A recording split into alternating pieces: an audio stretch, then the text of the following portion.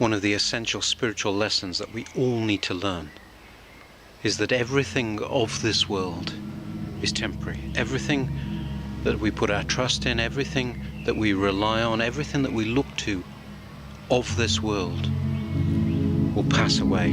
That can be taken from us. Not only can it be taken from us, but it will be. Everything. There is nothing of this world that we can put our eternal trust in.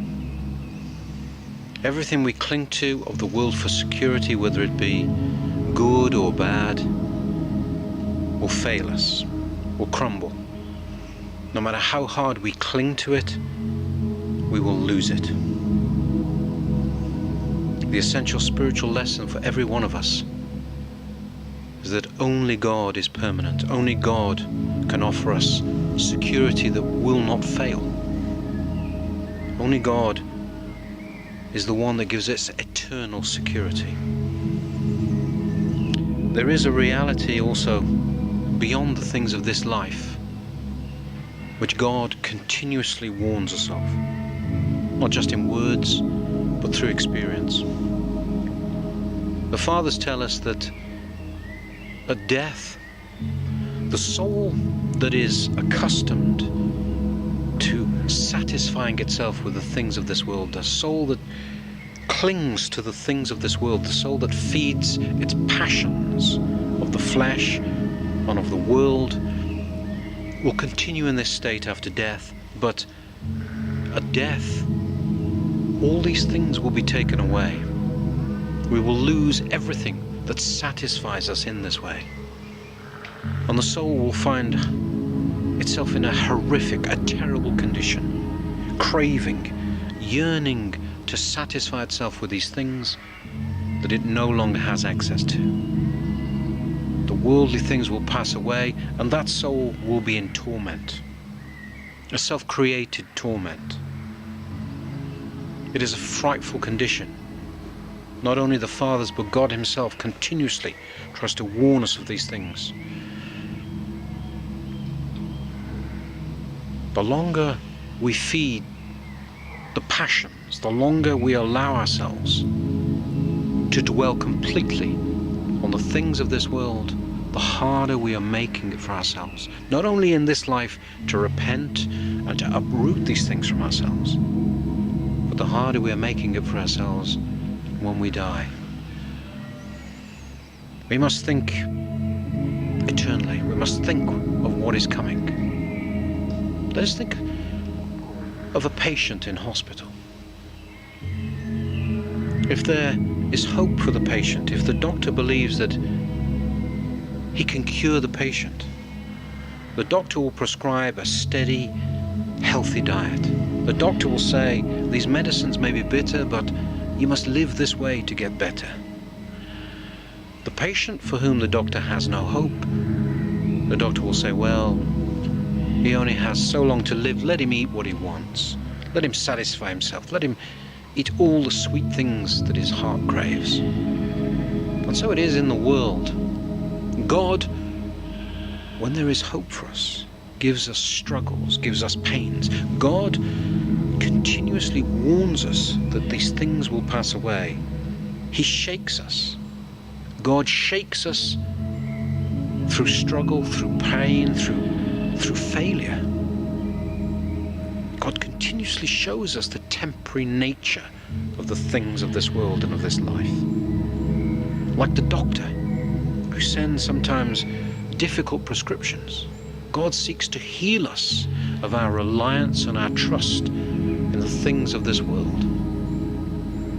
And sometimes we are so stubborn, sometimes we turn our back to us to such a degree that it takes something catastrophic to truly awaken us, to shake us from the complacency that this world would give us.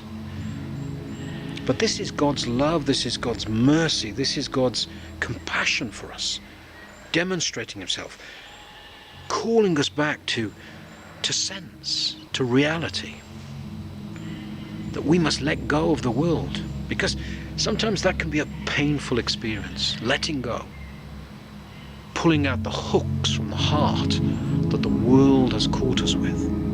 And all of us, our hearts are hooked in some way. Each of us. God shakes us, He humbles us through suffering, through struggle, and through failure. We only have to look at life itself, how old age creeps upon us, and those who are ahead of us say to us, "My life has gone so quickly, like the blink of an eye."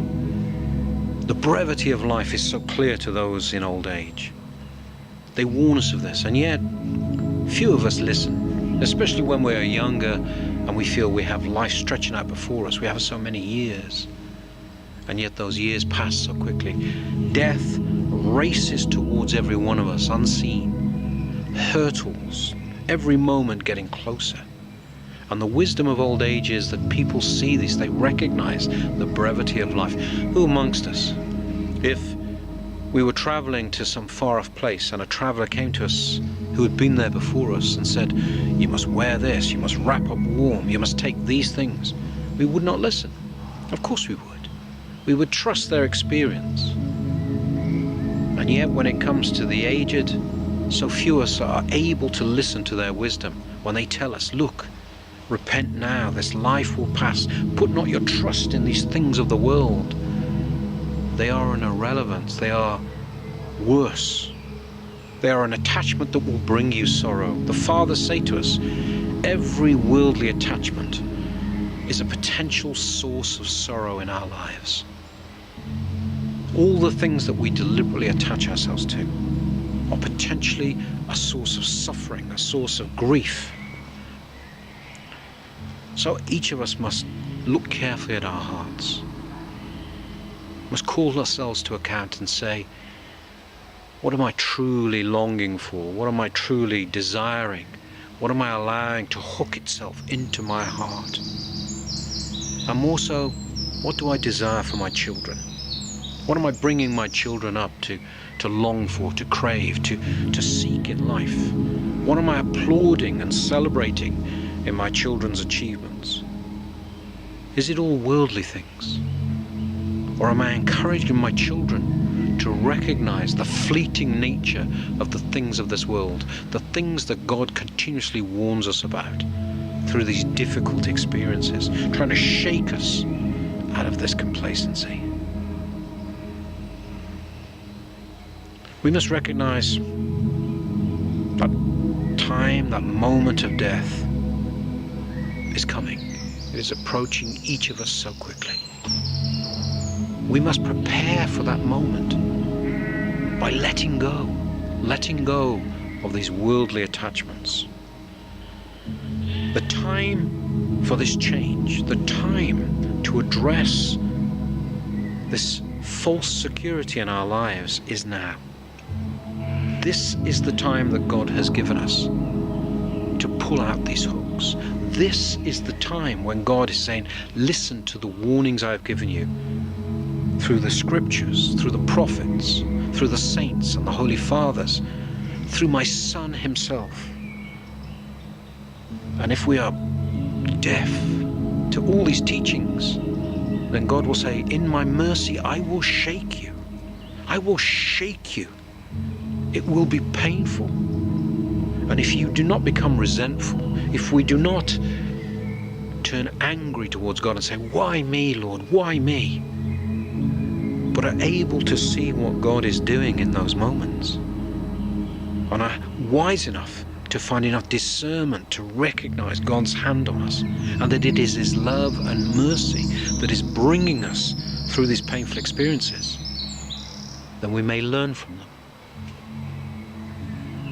While we suffer, while we struggle, let us remember we still have hope. If we're going through a particular period of our life where things are easy, we mustn't fall into the trap of imagining that suddenly there is no hope, of course. Sometimes God will give us a rest. Sometimes there are periods where God knows our weakness and sees that we need to recover from what has gone before. He doesn't overburden us. He doesn't give us more than we can cope with. We need to trust in Him. Trust that He knows us better than ourselves. Believe that this time to change is now. Because every one of us must face the consequences of how we have lived this life.